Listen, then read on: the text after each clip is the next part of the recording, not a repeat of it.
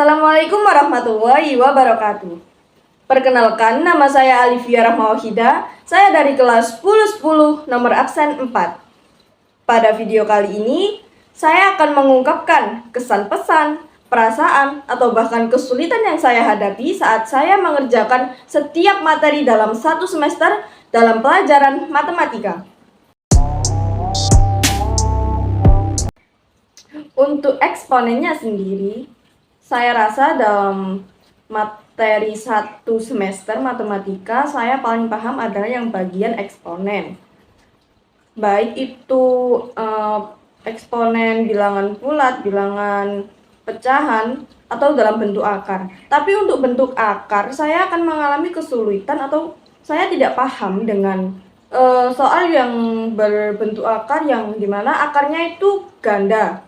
Seperti contohnya. Dan untuk bagian fungsi dan persamaan eksponen atau yang menggambar grafik-grafik itu saya juga sudah paham bagaimana cara menentukan atau menghitung setiap bilangan dalam tabel lalu dijadikan ke grafik, saya sudah paham.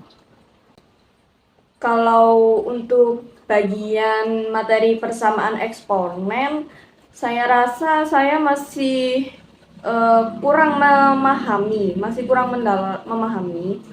Sebenarnya dalam semua materi dalam satu semester pelajaran matematika, saya yakin nilai terbaik yang saya dapatkan itu ada di materi bab pertama yang ulangan harian 1 yang bab eksponen. Masuk ke logaritma, kalau dalam materi logaritma ini saya rasa saya masih bisa mengerjakan soal-soal yang dimana soal tersebut hanya menggunakan satu sifat logaritma saja. Jadi untuk perpaduan atau percampuran antara sifat yang satu dengan sifat yang lain, itu saya masih sedikit kesulitan bagaimana cara mengaplikasikannya dalam mengerjakan soal-soal. Atau saya bisa memecahkannya tapi perlu waktu yang sangat lama. Untuk contoh soalnya ialah seperti berikut.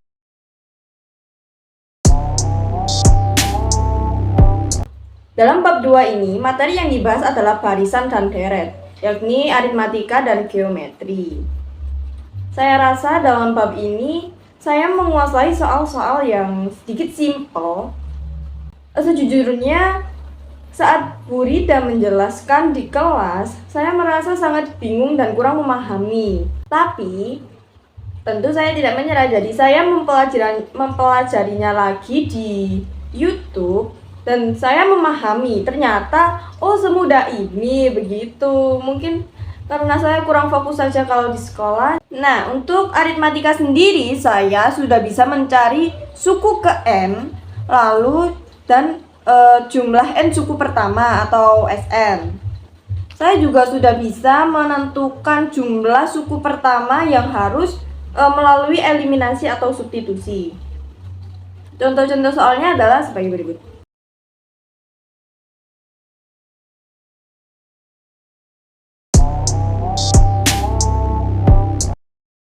Nah, untuk materi yang selanjutnya atau bab yang ketiga ialah vektor. Tetapi karena Bu Rida belum menjelaskan, jadi kita skip.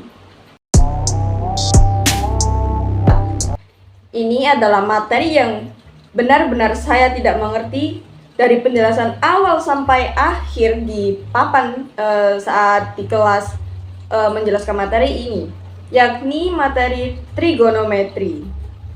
Sejujurnya, bahkan soal termudah sekalipun saya masih belum bisa mengerjakan. Jadi saat asesmen akhir semester kemarin, saya itu mengandalkan menghafal bagian yang sudut istimewa. Saya menghafal yang itu.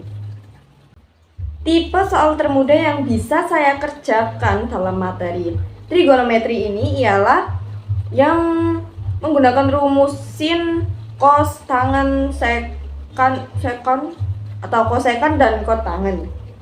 Itu pun kalau segitiga siku-sikunya hanya satu buah. Dan setelah saya menentukan arahnya yang depan miring samping itu. Tapi kalau ada gabungan dari segitiga siku-siku lainnya, tentu saya akan kebingungan untuk mengerjakan.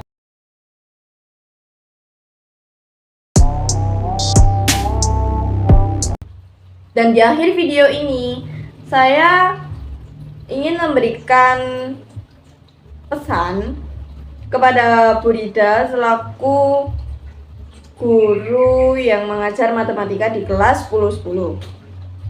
Jadi, mohon saat mengerjakan tolong dijelaskan pelan-pelan saja. Mungkin bagi anak-anak yang lain itu mereka cepat untuk mengerti, tapi jujur untuk saya sendiri, saya selalu mengalami kesulitan dalam pelajaran matematika. Tapi tentu saja tidak mengerti di sekolah atau saat penjelasan di kelas bukan berarti saya harus berdiam diri dan merenungi nasib bahwa saya nggak bisa matematika. Jadi setiap pulang sekolah, saya selalu belajar kembali dengan menonton video YouTube penjelasannya. Sekian penjelasan kesan-pesan, perasaan, atau bahkan kesulitan yang saya hadapi dalam satu semester pelajaran matematika dari bab 1 sampai bab 4. Kurang lebihnya mohon maaf. Wassalamualaikum warahmatullahi wabarakatuh.